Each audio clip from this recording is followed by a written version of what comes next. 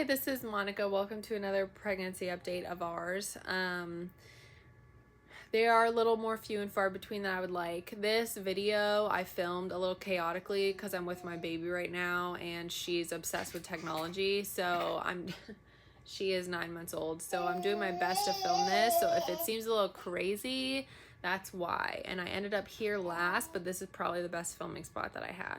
So I don't want to lose my train of thought and forget everything that I said. I'm just going to jump right into it. I'm going to attack it. Maybe I might have to reposition or just hold it for the majority of this, because if it gets to be nighttime, then there's no way I'm going to do it at night. Let me see if I can position this up here. Aha. I can. All right. That's where it's going to be. So, perfect. Here's all our kids' toys in the back. I'm just going to give an update on how I've been feeling. How this is our third pregnancy. We're going to have 3 under 3. I do have a migraine today, a pretty bad one. But my first trimester was pretty much a breeze. I didn't have too many issues. I didn't have any migraines. They told me I wasn't a high-risk pregnancy anymore. I have been really active still. That's a difference. Part of me, like the back of my head, is a little bit worried because I know that my first pregnancy I was worried about being active. So I didn't do anything. And then my second one, I only did activity that was recommended from a personal trainer who was certified. This time I'm just being like my normal active self.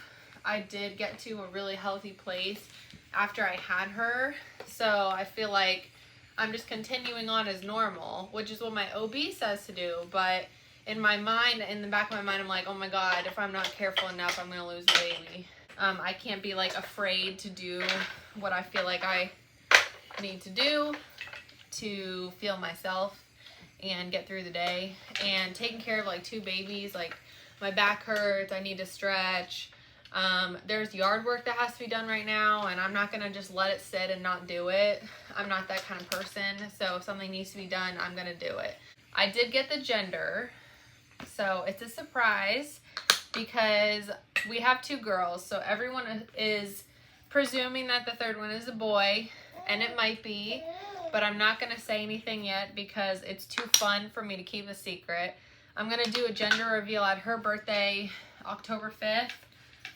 We're having like a big birthday for her, and then her first, and then we're just gonna do the gender reveal at the same time because I don't want to do like another party that's too much. My first trimester, how I was feeling was definitely tired, otherwise pretty much my normal self. And I didn't realize how tired I was from the pregnancy. And I also get like nauseous and food aversive to coffee for some reason. That's historical for me. I feel depressed. That's historical for me. It's just like I get all in my head. Like, what if it doesn't work out? What if Blake and I break up? What if like the kids never get along? Like, I just get all these what ifs, and that's just something that always happens to me when I'm in pregnancy. So as soon as I have the baby, I feel fine. I don't have postpartum depression usually. I think my first one I did a little bit just because the birth was so traumatic and far from what I had. I can't believe I'm already in my second trimester. I truly can't believe it. Our wall is a mess. I'm going to paint at some point. So I feel like we just moved into this house, and it's been 3 years, but we've had babies. So it's like, I feel it really isn't like brand new still. We're just like adapting it to the kids, and then we'll worry about the aesthetic later. This one is starting to like, she's not cruising yet. She's close to cruising. She is standing on everything. She wants to walk, but she just is not quite ready. So she is going to be hopefully walking soon. She's been a little behind on her solids. She's going to be actually going to daycare in the next few weeks. And so I'm going to have a lot more time to myself, to the house, to do stuff in the yard and like plan. We pretty much have everything sorted out as far as like what's going to happen when the new baby gets here, but there's still like stuff on the house I want to work on because once the new baby comes, all the house stuff is going to like halt until like 6 months. So I'm trying to get as much work in as I can now before the baby gets here so that I don't feel like I'm behind. I need to rein it in a little bit. I'm not very good at that. I'm kind of like 100% go until my body tells me that, like forces me to stop. So this is my body forcing me to stop, so I'm gonna listen. But everything else I think has been good. I've had the one ultrasound only because I scheduled it at 12 weeks because I was like, you know what, if it's another baby, I'm not paying for 100 ultrasounds. And they want to have me in like once a month. I was asking them, I was like, we have 2 kids now. They're both going to be in daycare. I can't afford to come in once a month for an ultrasound. It doesn't logistically make sense, and I don't want to pay for it also. Like I have had friends that have had very low risk pregnancies. They've gone in like twice in the beginning, maybe, and then for an anatomy scan, and that's it.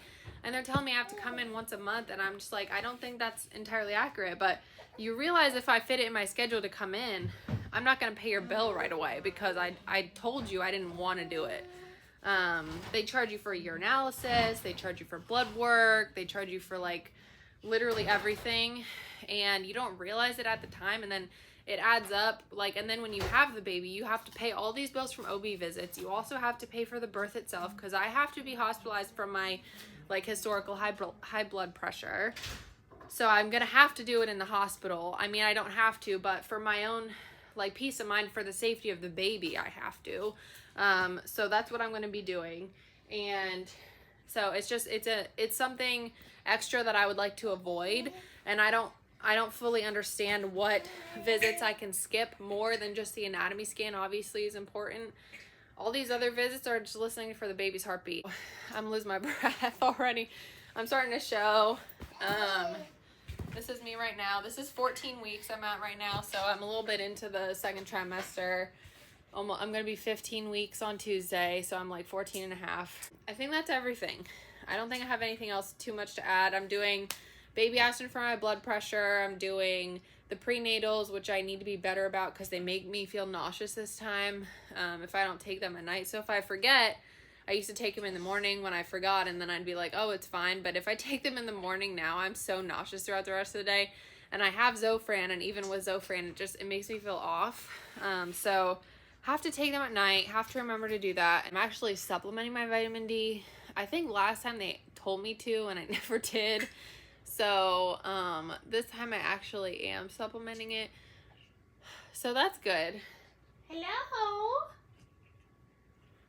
I guess maybe that could be giving me more energy too, is my vitamin D. Of course, like there's always a ton of things I want to talk about. And then when I get on these videos, I like draw a blank, and it doesn't help that my head is like pounding today, but I'm doing my best. So I will try to keep y'all updated as best I can, and I'm going to go for now. Bye.